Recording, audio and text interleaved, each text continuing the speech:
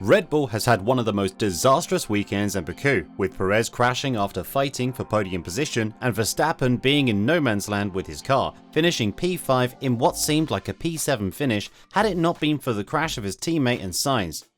Even though the team brought a new floor to Baku, a combination of all the flaws have been brought so far, it didn't look nearly as competitive as it should, and the question that remains to be answered is whether or not Red Bull have it in themselves to keep the lead in the Drivers' Championship. And if not, is this a clear indicator that Verstappen will look for a seat elsewhere from 2026 onwards?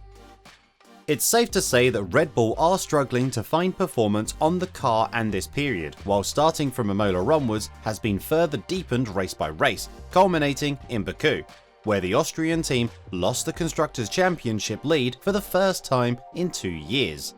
What is also very important to note is that Ferrari aren't that far away either in this category, just around the 30-point mark, and in the Drivers' Championship, the lead of Verstappen was reduced to just 59 points compared to Norris.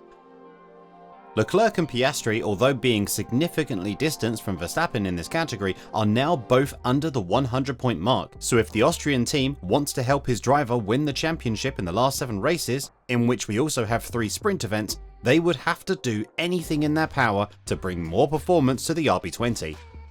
As of now, the performance of the RB21, which is the name of the 2025 Challenger, has been sacrificed a bit as Red Bull have invested in the current version of the car, but it's obvious that they do not have a quick fix for that car, and what is more obvious is that they are under pressure from not 1, but 2, and occasionally 3 teams on the grid, with Ferrari and Mercedes being more and more present in the picture.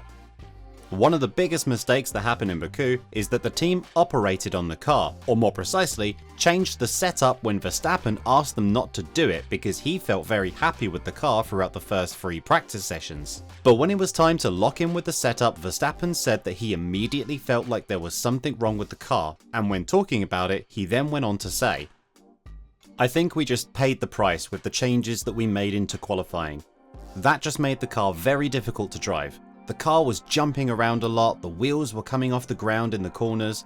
When you don't have contact patch with the tarmac, it's very difficult. You try to make changes always to make the car better, but unfortunately, what we did made it worse."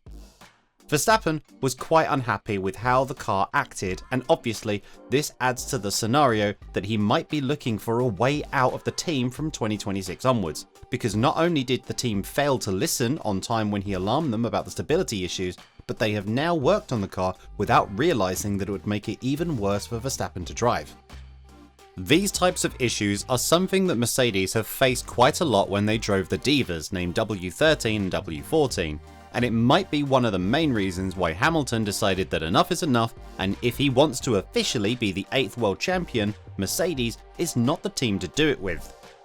Helmut Marko, the man who has no filter on his tongue, has spoken about the issues that plague the RB20 throughout the season, and right now, the statement from the veteran Austrian is far from positive.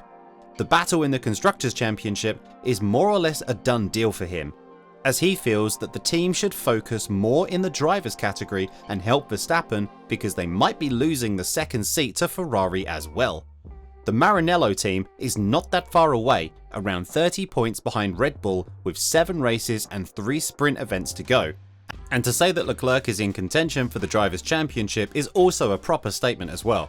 When talking about the Constructors' Championship and whether the team has given up hopes of winning it, Marko said, "To be honest, yes. The positive thing is that Oscar Piastri is close to Norris in terms of points and that there are team orders within McLaren.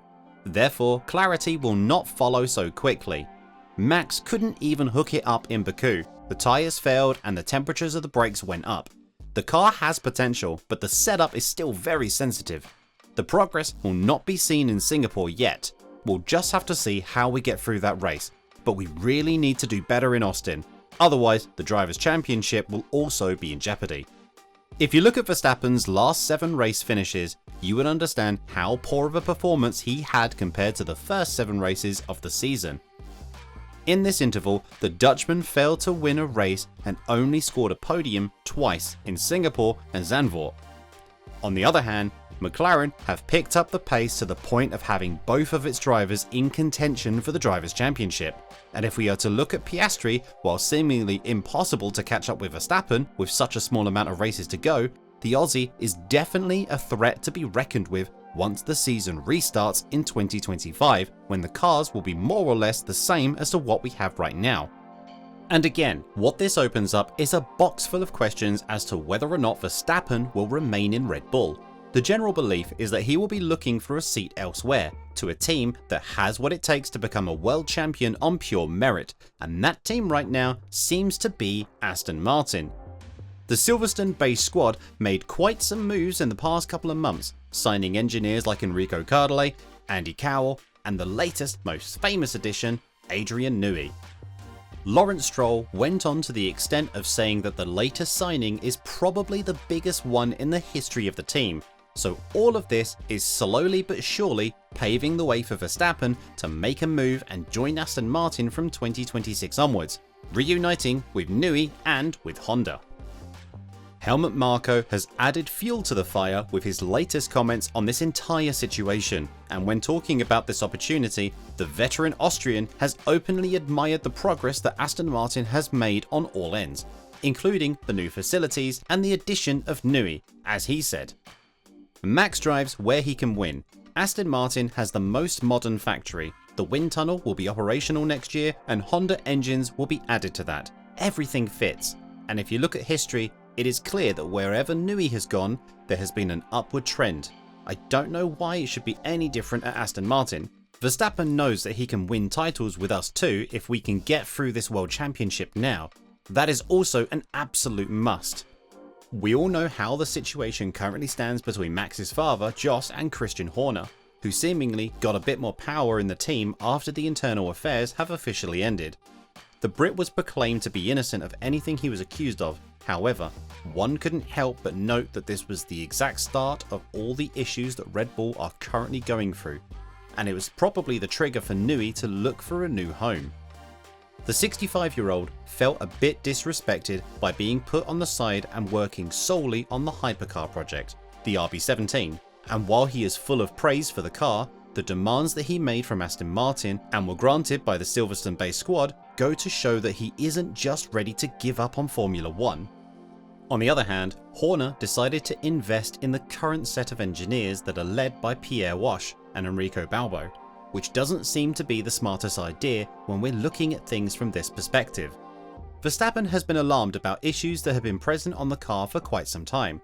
Perez has struggled with the same issues but wasn't listened to because many felt like he was just finding excuses, and all in all, the Austrian team is in a very difficult situation to salvage what can be salvaged in the remainder of 2024. If Verstappen tends to win the championship, it will be one to remember because of the masterclass of driving he presented on tracks like Canada, Silverstone, Spain and Imola, where he won 3 out of these races and only finished second in Silverstone, could prove to be the key to his championship bid. Otherwise, 2025 is going to be a very difficult season, and if the problems persist and the team has nothing on their mind to fix it, Verstappen will very likely switch his home and move to a team that will be more appreciative of his feedback.